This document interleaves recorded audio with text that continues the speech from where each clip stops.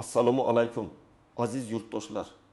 Bugungi videomiz har biringiz uchun, ayniqsa 6 yoshdan oshgan aziz ota-onalarimiz, buvijonlarimiz va bobojonlarimiz uchun o'ta muhim. Iltimos, bu videoni bir zoomga ham to'xtatmang, chunki undagi ma'lumotlar sizning ertangi kuningizga, farovonligingizga bevosita ta'sir qilishi mumkin. Bu shunchaki bir tavsiya emas, balki hozirda amalga oshirilayotgan, har birimiz bilishi shart bo'lgan katta o'zgarishlar haqidagi shoshilinch xabardir. Sizdan hoziroq kanalimizga obuna bo'lishingizni va videoga like bosib qo'yishingizni so'rayman. Chunki bu ma'lumot qanchalik ko'p odamga yetsa, shunchalik ko'p inson ogoh bo'ladi va o'z manfaatlarini himoya qila oladi. Muammoning mohiyati, vaziyat qanday edi va hozir nima o'zgardi? Azizlar, uzoq yillar davomida bizning ijtimoiy himoya tizimimiz o'ziga xos tarzda faoliyat yuritib keldi. Ko'plab nafaqalar, moddiy yordamlar tayinlashda asosiy mezonlar belgilangan, hujjatlar yig'ish, ularni tegishli idoralarga topshirish tartibi shakllangan edi. Aytaylik, pensiya tayinlashda yoki ijtimoiy yordam olishda ko'pincha sizning mehnat daftarchangiz, pasportingiz, turar joyingizdan ma'lumotnoma kabi standart hujjatlar talab qilinardi. Bu jarayon ko'p hollarda an'anaviy qog'ozbozlikka asoslangan bo'lib, biroz vaqt talab qilar, ba'zan esa navbat kutish, bir idoradan ikkinchisiga borish kabi qiyinchiliklar tug'dirardi. Ko'pincha ijtimoiy yordam shakllari muntazam yangilanmas, har bir yangi yordam turi uchun qayta yangilanmas, har bir yangi yordam turi uchun qayta ariza yozish. Endilikda esa hukumatimiz tomonidan keksasarimizni endilikda esa samaraliroq qo'llab-quvvatlash maqsadida bir qator jiddiy o'zgarishlar amalga oshirilmoqda. Bu o'zgarishlarning tub mohiyati shundaki, ijtimoiy himoya tizimini raqamlashtirish, uni yanada shaffof va adolatli qilish, eng asosiysi esa muhtojlarga yordamni tez va to'g'ri yetkazishdan iborat. Bu nafaqat yangi imkoniyatlar yaratadi, balki ba'zi hollarda agar siz o'z vaqtida tegishli qoralarni ko'rmasangiz, sizni ayrim imtiyozlardan bexabar qoldirishi yoki ulardan mahrum etishi ham mumkin. Aynan shu sababli ham men sizni bugun shu masalada ogohlantirish uchun ushbu videoni tayyorladim. Vaziyat endi shundayki, ilgari sizga avtomatik ravishda tayinlangan ba'zi yordam turlari yoki yangi joriy etilgan qo'shimcha to'lovlar endilikda sizning o'z harakatingiz va faolligingizni talab qiladi. Ya'ni shunchaki kutib o'tirish endi yetarli emas, ma'lum qadamlarni qo'yish zarur. Ma'lum qadamlarni qo'yish kerak. Kimlar xavotirlanishi kerak va kimlar yo'q? Aziz tomoshabinlarim, eng avvalo shuni ta'kidlashim kerakki, bu o'zgarishlar barcha 6 yoshdan oshgan fuqarolarga taalluqli bo'lsa-da, ularning har biriga bir xil darajada ta'sir qilmaydi. Keling, bu masalani batafsil ko'rib chiqamiz. Nimalarni bilishimiz kerak?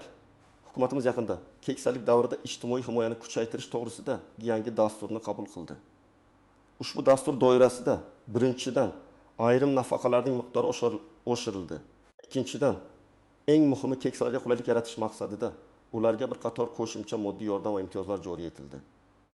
Bu imtiyozlar asosan tibbiy xizmatlar, uy-joy kommunal to'lovlari bo'yicha kompensatsiyalar va hatto ma'lum bir miqdordagi oziq-ovqat mahsulotlari uchun maxsus kartalar kabi shakllarda bo'lishi mumkin. Ammo bu imtiyozlarni olish uchun endilikda har bir fuqaro o'zining shaxsiy ma'lumotlarini, oilaviy ahvolini va ijtimoiy holatini yangilash maqsadida yagona ijtimoiy himoya reyestri tizimida qayta ro'yxatdan o'tishi yoki mavjud ma'lumotlarni tasdiqlashi talab etiladi. Bu yangi tizim orqali davlat har bir fuqaroning haqiqiy ehtiyojini aniqroq baholashni va shunga mos ravishda yordam berishni maqsad qilgan. Kimlar xavotirlanishi kerak? Asosan quyidagi toifadagi fuqarolar hozirda eng ko'p xavotirlanishi va zudlik bilan harakat qilish kerak. Hali ham yagona ijtimoiy himoya reyestri tizimida ro'yxatdan o'tmaganlar yoki o'tgan bo'lsalar ham oxirgi 1 yil ichida o'z ma'lumotlarini yangilamaganlar.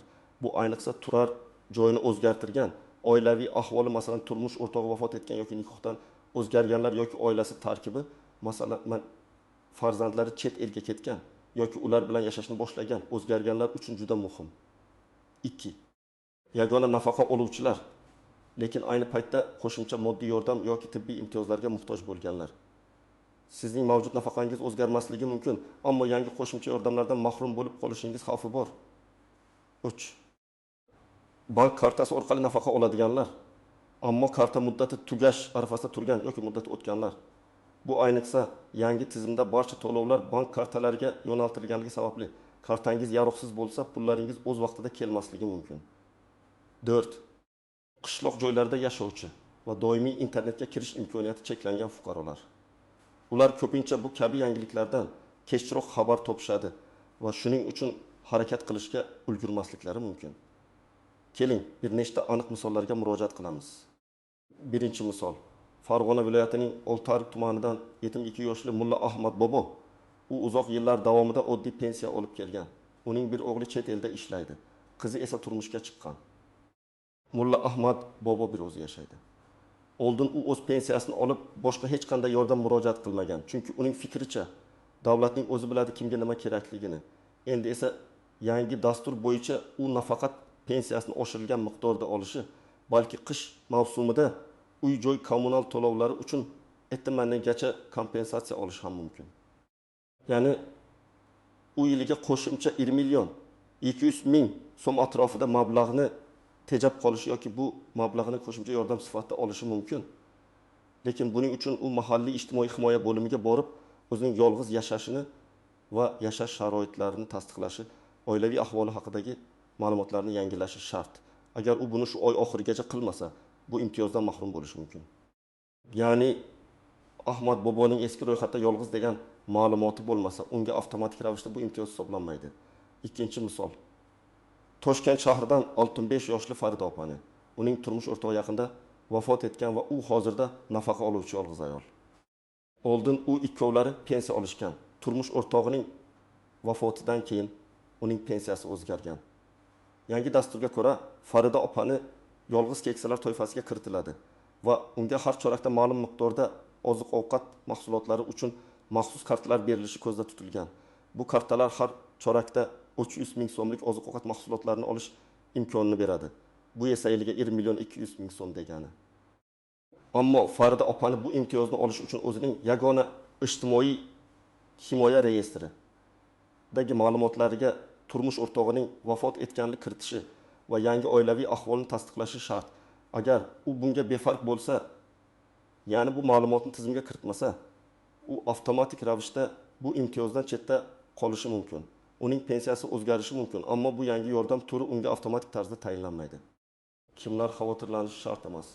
Agar siz oxirgi 6 oy ichida yagona ijtimoiy himoya reyestri tizimida ro'yxatdan o'tgan bo'lsangiz yoki ma'lumotlaringizni yangilagan bo'lsangiz yoki barcha nafaqalaringizni o'z vaqtida to'liq olib turgan bo'lsangiz va sizning oilaviy ahvolingizda oxirgi paytlarda hech qanday o'zgarish bo'lmagan bo'lsa, doimiy ravishda davlat xizmatlari markazlari yoki onlayn portallar orqali o'z ma'lumotlaringizni tekshirib turadigan faol fuqaro bo'lsangiz, u holda sizning xavotirlanish darajangiz biroz pastroq bo'lishi mumkin.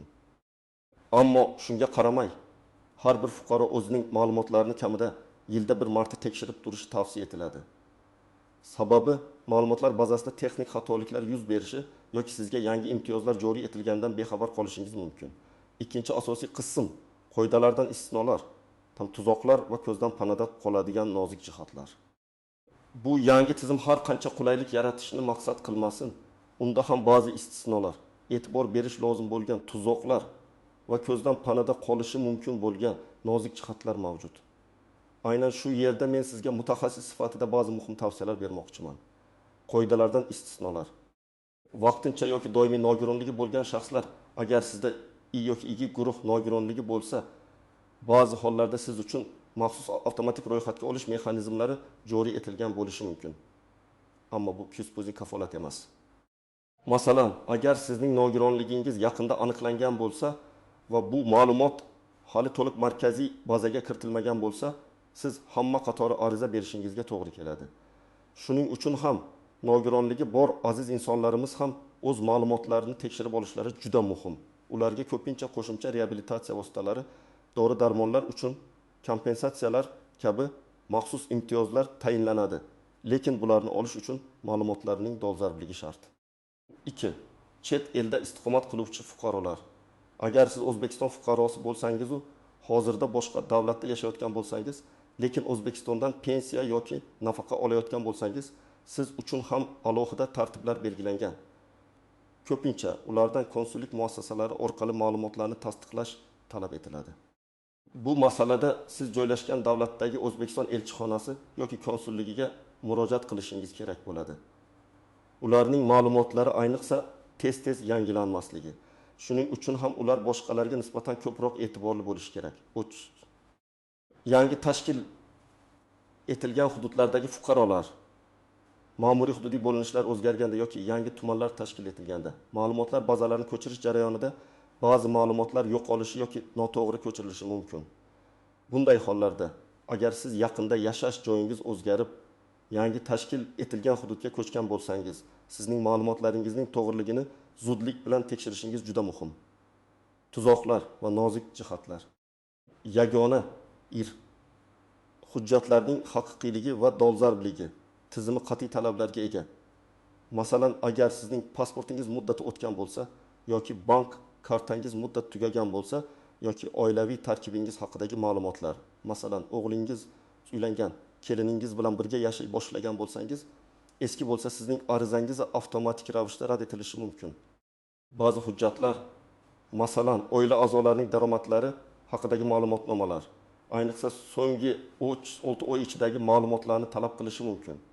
Bu juda muhim nuqta. Eski ma'lumotlar bilan murojaat qilsangiz vaqtingizni yo'qotasiz. 2. Bank hisob raqamining to'g'riligi. Endilikda ko'pgina to'lovlar va yordamlar bevosita bank kartangizga o'tkaziladi. Agar siz ariza berishda bank hisob raqamingizni noto'g'ri ko'rsatsangiz yoki sizga tegishli bo'lmagan hisob raqamini kiritsangiz, pullaringiz boshqa shaxsga o'tib ketishi yoki umuman sizga yetib kelmasligi mumkin. Bu masalada ayniqsa yosh ulug' insonlarimiz ehtiyot bo'lishlari kerak. Chunki ularning ba'zilari bank operatsiyalari bilan yaxshi tanish emaslar. Bank kartangizni yoki hisob raqamingizni aniq yozganingizga ishonch hosil qiling. Eng yaxshisi bank xodimi bilan maslahatlashing. O2 yordamchilarning xizmatlari. Afsuski, bu kabi vaziyatlardan foydalanib keksa fuqarolarning ishonchiga kirishga urinadigan firibgarlar ham uchrab turadi. Ular o'zlarini ijtimoiy xodimlar, pensiya jamg'armasi xodimlari deb tanishtirib, sizning ma'lumotlaringizni yoki bank kartangiz raqamini olishga urinishlari mumkin. Eslang, haqiqiy davlat xodimlari sizdan hech qachon kartangizning PIN kodi, to'liq raqam yoki boshqa maxfiy ma'lumotlarni telefon orqali so'ramaydilar. Bunday holatlarda shubhali odamlarga ishonmang. Darhol yaqinlaringizga yoki mahallangizga xabar bering. Arizalarni topshirishda rasmiy davlat xizmatlaridan foydalanish shart. 4. Onlayn tizimdagi texnik qiyinchiliklar. Agar siz onlayn tarzda murojaat qilmoqchi bo'lsangiz, ba'zida tizimda texnik nosozliklar, internet bilan bog'liq muammolar yuzaga kelishi mumkin. Bunday holatlarda asabiylashmasdan ozgina kutib turish yoki boshqa vaqtda urinib ko'rish tavsiya etiladi. Yoki agar imkon bo'lsa, davlat xizmatlari markazlariga shaxsan murojaat qilish eng to'g'ri yo'l bo'ladi. Ayniqsa eng oxirgi kunlarga qoldirmaslik kerak. Chunki oxirgi kunlarda o'sha qiyinchiliklar ko'payishi mumkin. Amaliy maslahatlar. Tomoshabin nima qilish kerak? Xo'sh, azizlarim, endi bu ma'lumotlarni eshitgach, aniq qanday harakat qilishingiz kerakligini birma-bir tushuntirib beraman.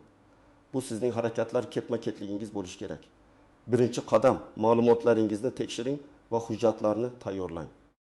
Eng avvalo, siz o'zingizning shaxsiy ma'lumotlaringizni yagona ijtimoiy himoya reyestri tizimida mavjudligini va dolzarbligini tekshirishingiz kerak. Buni amalga oshirishning bir necha yo'li bor. Davlat xizmatlari markaziga shaxsan murojaat qilish. Bu eng ishonchli va tavsiya etiladigan yo'l. O'zingiz bilan pasportingizni olib borasiz. Markaz xodimi sizning ma'lumotlaringizni tizimda tekshirib beradi va agar zarur bo'lsa, sizga qanday hujjatlar kerakligini aniq aytadi. Markaz xodimlari sizga to'g'ri yo'l yo'riq ko'rsatishadi. 2. Mahalliy ijtimoiy himoya bo'limiga murojaat qilish. Sizning mahallangizdagi ijtimoiy himoya bo'limiga borib, holatingizni tushuntirsangiz, ular ham sizga tegishli ma'lumotlarni berishadi. Bu markazlar ko'pincha sizning hududingizdagi aholi bilan bevosita ishlaydi va ular sizning sharoitingizni yaxshiroq bilishlari mumkin. 3. My.gov.uz portali orqali onlayn tekshirish. Agar siz yoki sizning yaqinlaringiz internetdan foydalanishni bilsangiz, My.gov.uz saytiga kirib, o'z shaxsiy kabinetida ma'lumotlarni tekshirishingiz mumkin. Buning uchun sizda elektron raqamli imzo bo'lishi kerak. Bu usul juda tez va qulay, lekin hammaga ham to'g'ri kelmasligi mumkin. Hujjatlaringizni tayyorlashga kelsak, pasport asli va nusxasi, pensiya guvohnomasi agar mavjud bo'lsa, bank kartasi raqami, plastik kartaning o'zi kerak emas. faqat raqamning to'g'riligiga ishonch hosil qiling. Oilaviy ahvolingizni tasdiqlovchi hujjatlar, masalan, nikoh guvohnomasi, nikohdan ajralish haqidagi guvohnoma, turmush o'rtog'ining vafot etganligi haqidagi guvohnoma, agar oxirgi vaqtlarda bunday o'zgarishlar bo'lgan bo'lsa, turar joyingizdan ma'lumotnoma, agar siz turar joyingizni o'zgartirgan bo'lsangiz, ba'zi hollarda uy kitobchasi nusxasi ham talab qilinishi mumkin. Agar nogironligingiz bo'lsa, nogironlik guvohnomasi, agar sizning oila a'zolaringiz guvohnomasi, agar sizning oila a'zolaringiz ishlasa, ularning oxirgi 6 oylik daromadlari haqidagi ma'lumotnoma faqatgina ijtimoiy yordam olish uchun murojaat qilayotgan bo'lsangiz talab qilinishi mumkin. Bolalaringiz yoki vasiylaringiz pasport nusxalari, agar ular bilan birga yashasangiz va sizning bog'liqligingizni tasdiqlash kerak bo'lsa. Ikkinchi qadam, ariza berish va ma'lumotlarni yangilash. Hujjatlaringiz tayyor bo'lgach, siz davlat xizmatlari markaziga yoki mahalliy ijtimoiy himoya bo'limiga borib ariza yozasiz. Qayerga borish kerak? Yuqorida aytib o'tganimdek, davlat xizmatlari markazi eng yaxshi tanlov. Ular bir darchali tamoyil asosida ishlaydi va barcha kerakli ma'lumotlarni bir joydan olishingiz mumkin. Nima deyish kerak? Xodimga men yangi ijtimoiy dasturlar bo'yicha o'z ma'lumotlarimni yangilamoqchiman va yangi imtiyozlarga murojaat qilmoqchiman deb ayting. Ular sizga maxsus sharhni to'ldirishda yordam berishadi. Nimani yozish kerak? Arizada o'zingizning ism, familiyangizni, pasport ma'lumotlaringizni, yashash manzilingizni, telefon raqamingizni aniq ko'rsating.